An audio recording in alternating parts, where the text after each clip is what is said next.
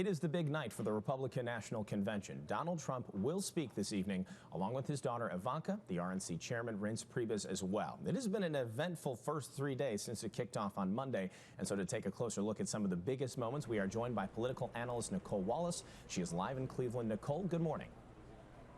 Good morning. So let's start with Ted Cruz today. We'd like to play a little bit of the clip from last night when he was practically booed off the stage right after his speech.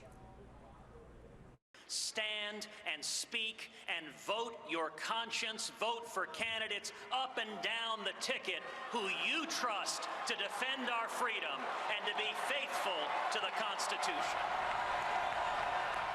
So, Nicolle, definitely some cheers, some jeers. What was it like to see Ted Cruz get booed off the RNC stage?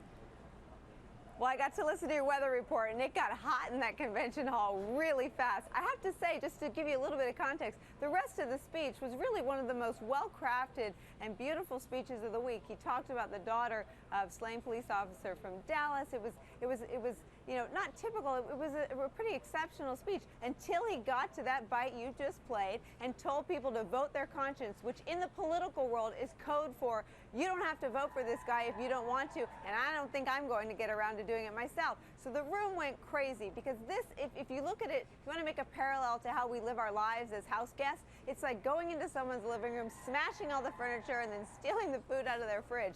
There are other dissenters in the Republican Party. Our host governor, Republican Governor John Kasich, he decided not to attend the convention. The Bush family is also not here. But what Ted Cruz did was really to turn up the heat a notch by walking into Trump's convention, taking the stage, using 23 minutes to basically deliver a message that says, if you can't get behind this guy, I don't blame you. Even though Trump said he saw the speech ahead of time and was okay with it. So Mike Pence, it was really supposed to be his night last night. He accepted the VP nod, and hearing that he did very well last night as well.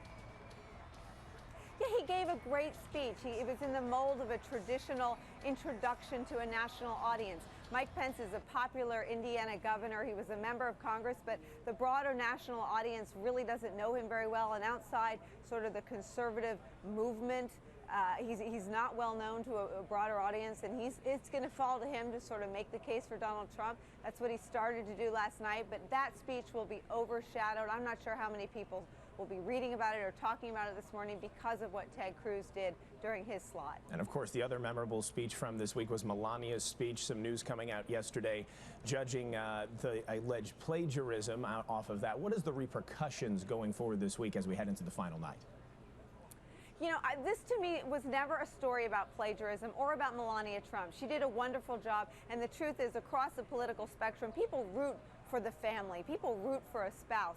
But what this really reveals to me is that the Trump campaign is still a pirate ship or equivalent to screwing the wings on at 50,000 feet. This is not a well-oiled machine. This was a mistake made by a staffer, but it doesn't fall to one staffer to sort of be the final line against a mistake like this.